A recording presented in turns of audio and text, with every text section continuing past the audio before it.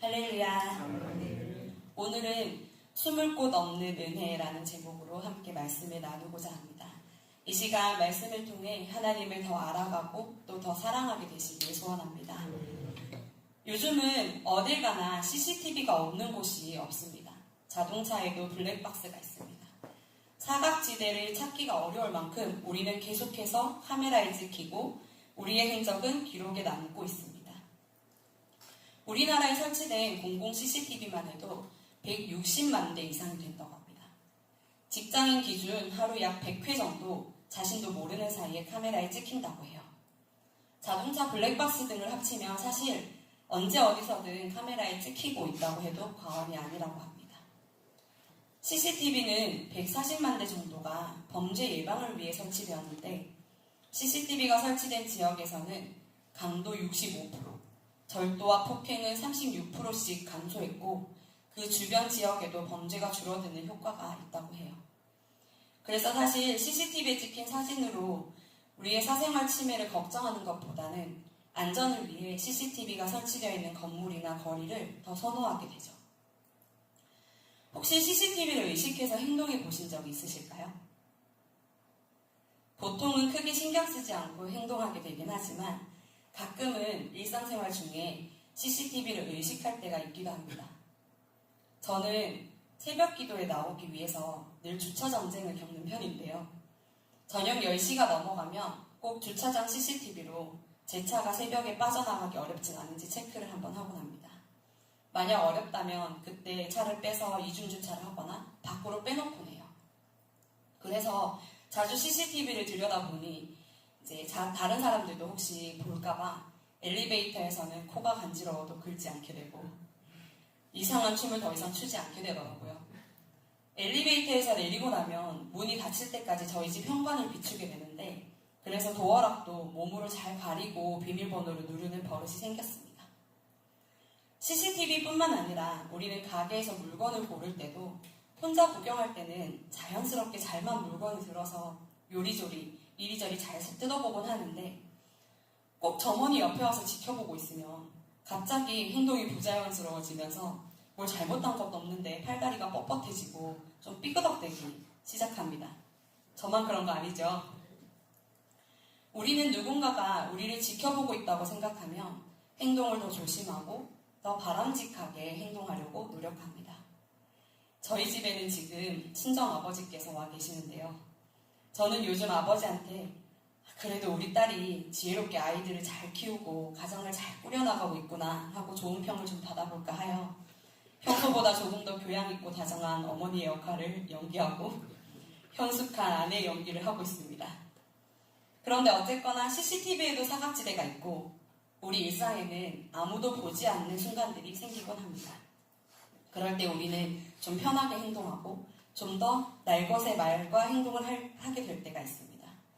예를 들어서 혼자 운전하는 차 안에서는 가감없이 분노를 표출하기도 하고 혼자 샤워하면서는 큰 소리로 노래를 부르기도 하죠. 그런데 이 세상에 어느 곳 하나도 빠짐없이 CCTV나 도청장치가 설치되어 있다면 어떨까요?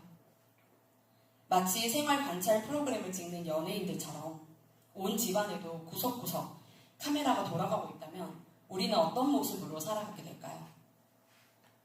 사실은 제가 오늘 말씀을 묵상하면서 하나님께는 사각지대가 없습니다 라는 제목을 계속 생각했었는데요. 하나님께서 마치 CCTV처럼 우리를 감시하는 것처럼 느껴지는 것 같아서 결국 제목을 바꾸게 되었습니다. 그런데 사실 정말 하나님 앞에서 우리는 숨을 수 있는 사각지대가 없습니다. 오늘 다윗이 노래했듯 하나님께서는 우리의 모든 것을 아시고 모든 곳에 계시기 때문입니다. 그렇다면 우리는 어떻게 살아야 할까요? 오늘 말씀을 통해 하나님을 더욱 알아가고 그 앞에서 어떻게 살아내야 할지 함께 결단하는 저와 여러분 되시길 소원합니다. 오늘 말씀을 통해 알게 되는 하나님의 속성 한 가지는 전지하심입니다. 하나님께서는 우리의 모든 것을 다 아십니다. 오늘 말씀에서 다윗은 하나님께서 자신의 행동뿐 아니라 마음의 모든 생각도 미처 입 밖으로 꺼내지 못한 모든 말도 다 아신다고 고백합니다. 세상은 눈에 보이는 것만 압니다. 가끔은 숨은 의도도 파악하긴 하지만 작정하고 꽁꽁 숨기면 열 길 물속은 알아도 한 길 사람 속은 모른다는 속담처럼 우리의 생각과 마음까지는 알 길이 없습니다. 그래서 우리는 적당히 좋은 사람으로 살아갈 수 있습니다. 상대방이 원하는 모습을 잘 꾸며서 보여주고 그 관계를 유지할 수 있습니다. 오히려 너무 가까워져서 볼 꼴 못 볼 꼴 다 보여주고 나면 관계가 오히려 틀어지고 문제들이 생기곤 합니다. 그런데 하나님께는 숨길 수가 없습니다. 하나님께서 지으신 우리에 대해 모르는 것이 없으시기 때문입니다. 앉고 일어섬을 아시고 멀리서도 우리의 생각을 밝히 아시고 나의 모든 행위뿐 아니라 내 혀의 말도 모르는 것이 없으십니다. 그런데 우리는 잘 알고 있습니다. 우리 안에 선한 것이 단 하나도 없습니다. 사람 좋은 척, 믿음 좋은 척 하고 있지만 우리 안에 얼마나 악한 것들이 가득하고 하나님 보시기에 기뻐하시지 않을 것들이 가득한지 우린 너무나도 잘 알고 있습니다. 미움, 다툼, 시기 질투가 가득해서 단 하루도 속 시끄럽지 않은 날이 없고 모든 일을 죽게 하든 하라 하셨지만 아무도 보지 않는다고 생각할 때 대충대충 내 마음에 합한 대로 내 몸에 편안한 대로 행동하는 것을 우리는 스스로 너무나도 잘 알고 있습니다. 이런 내 모습, 모든 속속들이 주님께서 알고 계신다고 하면 부끄럽지 않을 사람은 단 한 명도 없을 것입니다. 그런데 다윗은 오늘 본문에서 하나님께서 자신의 모든 것을 다 아시는 것을 고백하면서 두려워하거나 부담스러워하거나 부끄러워하지 않습니다. 오히려 하나님의 그 지식이 너무나도 놀라워 자신의 지혜로는 다 이해할 수 없다고 고백하며 감탄합니다. 왜냐하면 다윗은 하나님의 전지하심 이전에 더 먼저 되는 하나님의 속성을 알고 있었기 때문입니다. 바로 하나님은 사랑이십니다. 하나님께서는 우리를 사랑하십니다.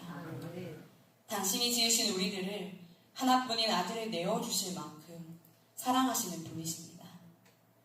하나님이 우리의 안고섬을 아시고 멀리서도 우리의 생각을 밝히 아시는 그 이유, 우리의 모든 행위와 혀의 말을 모두 아시는 이유는 가장 먼저 우리를 너무나도 사랑하시기 때문에 우리에게 지대한 관심이 있으시기 때문입니다. 얼마나 악한 행동을 하려고 하는지, 지금 저 말과 행동 뒤에 숨은 의도가 도대체 무엇인지, 그 생각이 무엇인지 밝혀내어 우리의 연약함과 추악함을 드러내고 심판하시기 위해서 우리의 모든 것을 아시는 것이 아닙니다. 사랑하는 우리와 깊은 교제 가운데 거하고자 하시는 하나님께서 우리를 지키시고 보호하시기 위해, 바른 길로 인도하시기 위해 우리의 모든 것을 알고 계심은 우리가 거부할 수 없는 하나님의 은혜입니다. 우리의 악한 것과 약한 것을 단 하나도 하나님 앞에서 숨길 수 없음을 알고 결국은 그것을 하나님 앞에 내어놓고 하나님의 긍휼을 간구하며 나아갈 수밖에 없는 우리를 하나님께서는 사랑으로 용서하시고 은혜로 덮어주시며 다시금 바른 생각과 행위로 하나님 앞에 설 수밖에 없도록 하시니 그냥 모른 척 내버려 두시지 않음이, 그래서 끝끝내 멸망의 길을 가게 버려두시지 않음이 얼마나 큰 은혜인지 깨닫는 저와 여러분 되시길 소원합니다.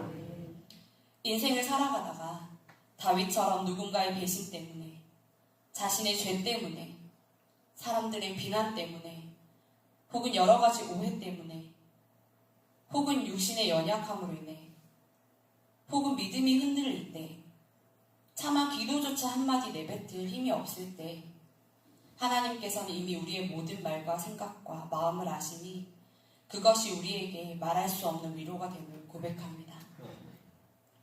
오늘 말씀을 통해 알게 되는 하나님의 또 한 가지 속성은 편재하심입니다. 하나님의 편재하심이란 온 세상이 하나님으로 가득 차 있음을 뜻합니다.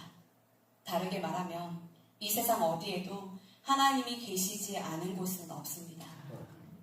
하나님은 우리가 하늘에 올라가도 거기 계시며 바다 끝에 가도 거기 계시고 어둠 가운데 있어도 하나님이 빛으로 비추시니 어디에서 우리는 숨을 수 없다고 오늘 다윗은 노래합니다. 하나님은 어디에나 계시기만 한 것이 아닙니다. 10절 말씀을 다시 함께 읽어보겠습니다. 시편 139편 10절 말씀입니다. 시작. 거기서도 주의 손이 나를 인도하시며 주의 오른손이 나를 붙드시리이다. 아멘. 하나님께서는 단순히 어디에나 계실 뿐 아니라 적극적으로 인도하고 우리를 붙드십니다. 우리가 어디로 가든지 어떤 상황에 처하든지 심지어 가장 멀리 떨어진 곳에 있는 것처럼 느껴질 때도 하나님께서는 우리를 붙드시고 인도하십니다. 하나님께서는 우리를 붙드셔서 넘어지지 않게 하시고 보호하시며 포기하지 않으십니다. 마치 어린아이의 손을 붙든 부모처럼 그렇게 우리의 손을 꼭 붙들고 어디든지 함께 하십니다. 또한 하나님께서는 우리를 인도하십니다. 우리가 가야 할 길을 알고 계시는 하나님, 우리가 가야 할 그 길에도 계시는 하나님께서 우리로 하여금 가야 할 길을 알게 하시고 우리의 삶을 기꺼이 그 길로 이끌어 주십니다. 그리고 그 걸음걸음 함께 동행해 주십니다. 우리의 삶의 어떤 순간에도 하나님께서 함께 하시지 않는 순간이 없습니다. 우리의 삶에 하나님이 계시지 않는 것 같은 생각이 드는 그런 순간들이 있습니다. 너무 힘들고 고통스러워서 하나님의 도움이 절실히 필요한데 하나님은 어디에 계시는지 묵묵부답이시고 너무 외롭고 서글픈 순간들이 있습니다.